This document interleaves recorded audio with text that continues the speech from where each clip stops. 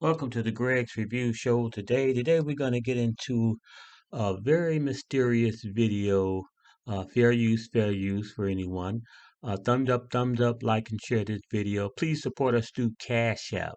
That's GRC $ mantrap. Any donation will be greatly appreciated. So this video is fair use. It's talking about a lady that finally finds out that her husband is gay and the whole situation just blows up. So let's get into the video and I'll be right back. My family called my older brother and he insisted. He's like, Bridget, what is going on? You have to tell me now. That would be you. That right? would be Lee. And I told him what was going on. He's like, Bridget, he's like, as soon as you get off the phone, I want you to ask him this question. You ask him, how many men have you had sex with? So did you do that? I did. You then went home and said to your husband, how many men have you had sex with? What did he say? He said 2. And I said, oh, really? Now, when were you going to tell me that? And what were their names? What was the relationship? Was it just like in passing? Did you have a relationship with them? And he had a relationship with them. And I'm like, how long were these relationships? Who are they? Where are they? Mm-hmm. Um, So then you went online or found his computer. yes. So I went and pulled down the history, and there were these men looking for men websites, cruising for men websites. And I went and clicked on the websites, and I was speechless. And I was like, Lee, what is this? And we went and looked, and then we went into the cache file and found all of these emails. Yeah. That would blow your mind if you saw them. Well, I did see them. Oh, you saw them? Yeah, I did see them. And okay. My mind was a little blown. Yeah. Last night with my producers, we were going through some of the things, and I read just a few of those emails. And I got to tell you, that is some vile stuff that was going on there. To the point where I said to the producer, I do not want it in my brain. I do not want this in my brain. So I can't imagine that you, as his wife, and having carried the burden and shame and responsibility of giving the disease to him, suddenly recognizing that not only was he lying to me, but that there are ongoing relationships that he apparently was having. Yeah, it was amazing.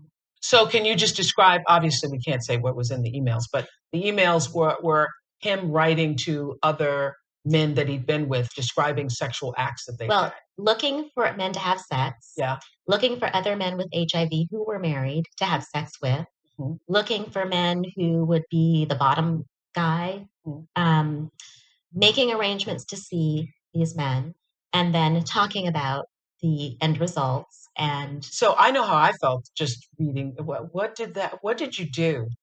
you know, I was numb, I was stunned, and it just like blew my mind because nothing fit. It didn't fit. Mhm. And so I was just numb. And by that point, Lee and my brother Jason and my parents. When did you confront him with the emails? Um, it took probably about a month and a half for me to, Really? yes. Really? And he had made me angry, and it was the last straw.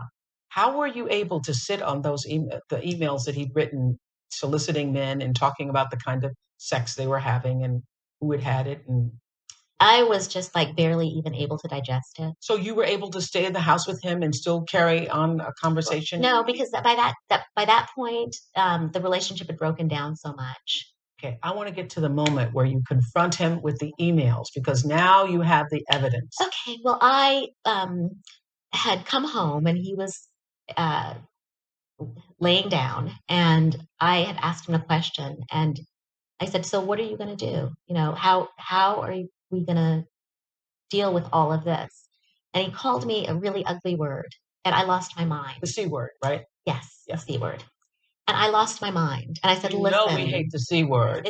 I lost my mind." Please. Yeah. And he told me that he was the one that afforded me the lifestyle that I had, Mhm. and that I was at C. Mhm. And Okay. my head started spinning, and I said, "Listen, I know all about you." And I started talking about some of the things that were in the emails. And he sat up. And I said, "You had better do right. You had better do right." And I said, "You need to be gone by the end of the week." And it was like a Wednesday. So you need to be out of here by the end of the week. Wow, that's crazy. You're gonna look at another video real fast that talks about What the hell? Life's hard enough. With Trump, harder. He gave tax breaks To billionaires. Hi, it's Helena. Welcome to my channel, or welcome back to my channel. Let me tell you a bit of stories. Like, I think the whole Bishop Long situation was coming out, and I used to go to New Birth Missionary Church in Lithonia, Georgia, and all the allegations were coming out that he was messing around with young men. And so he would just go on like, how did you not know that he was deceptive? And because in the beginning we were very clear that we both wanted a monogamous relationship, that we were both straight and all of that. So it was very clear what our preference was, what we wanted to do in our lifestyle, for our lifestyle. So he was like, he was so deceptive, and how could you not know that he wore these tight muscle shirts and all that? He would just go in on Bishop Long, and I was one of the faithful people that I just never believed it until dang it, until he passed away. So, but he would just be so angry about it. So I'm like, when I look back, I'm like, most guys don't really care what you choose as long as they ain't affecting them. It ain't directly affecting them. They don't care. But him be so homophobic about it, like it really directly impacted his life, that was a problem. Second, he was very hypersexual. He wanted to have sex all the time, anywhere. Now, I know it's great to have an active sex life. You're in, a serious committed relationship. Preferably, of course, you're married, but I've never been married, so I can't talk on that. So you're gonna have to judge me. But everywhere, bathroom, fitting room, movies, car, beach, swimming pool. I mean, everywhere. And I was like, dang, I could, he was insatiable. It's like, it was never enough, but I just thought he was just so attracted to me. Like, okay, but when I look back at it, like, it was just always so much, almost too much, if that makes sense. But he was very hypersexual, and everything was about sex. Everything made him think about sex. Which brings me to anal sex was another issue. I'm not into that, but he would always try to push it. I know every week, at least once a week, he was gonna ask me, and I tried it a couple times, and I was like, "This just ain't me. I can't do it. It's But he was saying, "Come on, just let me try one more time. Just let me try one more time. It's not gonna hurt. It's not gonna hurt. You're gonna like it. You're gonna like it." But he was always pushing for it. And when a man realizes his partner isn't into that, and he's still pushing for it, now I see that's a sign. Not to say that somebody's DL just because they prefer that or want to try that or want to do that. But when I'm saying that's not what I want to do, you can do anything, everything, but that's not something that I prefer or want to do, and you still pushing for it, it could be a sign. Okay. He was always falling out with his fraternity brothers. He was a Kappa. Maybe that was sign. Maybe it was, I don't know. I love my Kappas. I love y'all. But we do have to know that some of you are married to men. There are some Kappas that married their own fraternity brothers. So, but it wasn't the fact of that. It was the fact that he would be gossiping, talking about his fraternity brothers. And I know, when you're Greek, you're going to talk about, I talk about some things that's going on with my sorority sisters and stuff like that with him. But he would always gossip about them, talk about them, and then be back in their face. So it was like that fake kind of, it was like like a feminine, like it's like a feminine trait to do that. But he would always do it.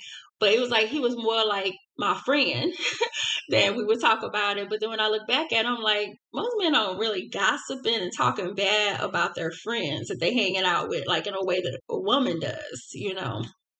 But I couldn't tell. He was, like I said, he was a very masculine man. But for me, I just felt like he let down his guards. He was just a little more vulnerable with me. So these are signs that I just didn't pay attention to. He wanted to lock me down right away. So I know by our third date, we were in a full-blown relationship.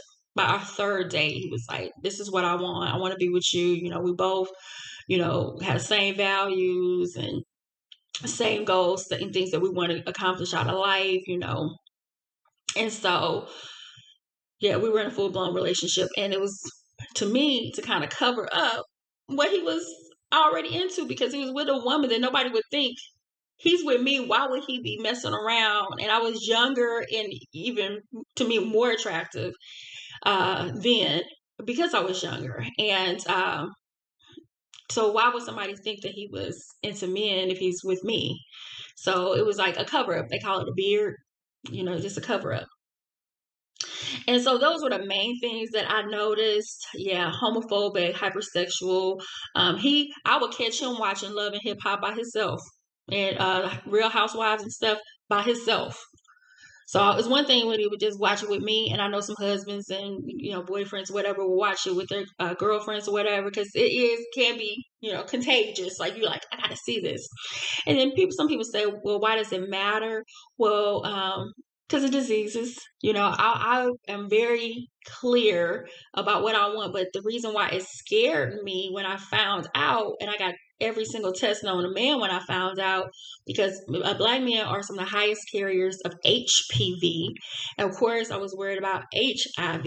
And of course, with us being very sexual, we're now using protection every single time. So I'm like, I was very afraid. And so this is a very serious issue. So what happened was, I was having I used to do a lot of big parties for my daughter in my neighborhood.